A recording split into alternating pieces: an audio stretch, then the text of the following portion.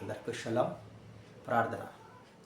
మహాగణుడ, మహోన్నతుడ, సర్వాధికారి, సర్వసృష్టికర్త, నిన్న నేడు నిరంతర ఏకరీతి గల తండ్రి, దివ్య తేజ, దైవపుత్రుడ, దివ్య ప్రభావ, దీన దయాళుడ, దహించు అగ్ని అయిన తండ్రి, దూతల గుణాల నాయకుడ, దూతల గణాల నాయకుడ, ధవళ సింహాసనాసీనుడ, దయానిధి, దుర్గమైన ఎలోహిం, దైవతనయ, దేదీప్య రూపుడ, దయగల వారిపై దయచూపు ఎలోహిం, దివి నుండి భూమికి వచ్చిన అదునాయ్, దూతలతో వేంచేయువాడ, దేవదూతలందరిపైన మహత్వం గలవాడ, దూతలతో పొగడబడే ఎలోహిం, దయావాత్సల్యత గల ఎలోహిం, నమ్మకమైన వాడ, న్యాయమైన అదోనాయ్, నజరీయుడ, మీ ఘనమైన నామమునకు స్తోత్రాలు చెల్లించుకుంటున్నాం. ఈ ఉదయకాల సమయంలో నీ వాక్యమును ధ్యానించి వాక్యము ప్రకారముగా మేము నడుచుకొని నీ యొక్క నీతి న్యాయ మార్గంలో నిలిచినట్లుగా మనం బలపరచమని మా మనవులను మా రక్షకుడు విమోచకుడు యెషూవా మెస్సీయ నామమున అడిగి పొందుకుంటున్నాం తండ్రి.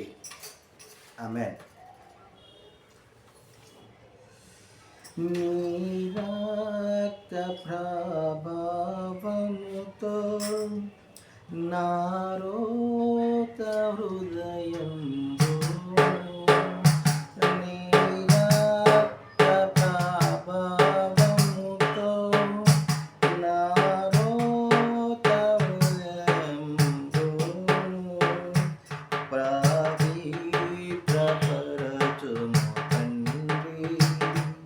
ప్రతి పాపమును కడిగి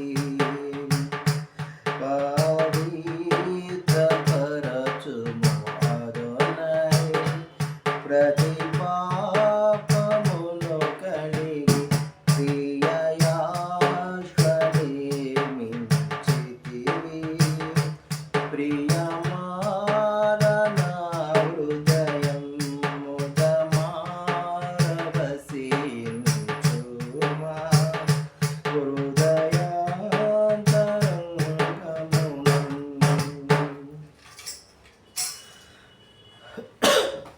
మొదటి దినవృత్తాంతం గ్రంథము 9వ అధ్యాయాన్ని మనం ధ్యానించుకుంటూ ఉన్నాం. 9వ అధ్యాయంలో యాజకులు అయిన యోదయ, యెహోయారీబు, యాకీను, అజర్య, అదాయ, మషై, వీరు కాకుండా 1760 మంది మరి ఈ అదోనే వారి మందిర సేవలో వీళ్ళు గనులై ఉన్నారు, పెద్దలై ఉన్నారు. ఆ కార్యక్రమాలన్నిటి కూడా చూసుకునేవారే ఉన్నారని మనము ఈ అధ్యాయంలో గమనించగలం. అంత మాత్రమే కాదు, లేవీయులలో ఉన్నటువంటి వారు ఎవరంటే షమయ, బక్బక్కరు, హెరెషు, గాలాలు, ఆసాపు కుమారుడైన మత్తన్య, ఒబద్య, బెరెక్య, ఇంక వీరు కాకుండా ద్వారపాలకులుగా ఉన్నవాడు షెల్లుము, అక్కూబు, టల్మోను, అహిమాను, వీరి సహోదరులు కూడా ఉన్నట్లుగా మనము చూస్తున్నాం. ఇంకో విషయాన్ని కూడా మనం గమనించగలం. ఈ అధ్యాయంలో ఫినెహాసును అంటే ఎలియాజరు కుమారుడైన ఫినెహాసును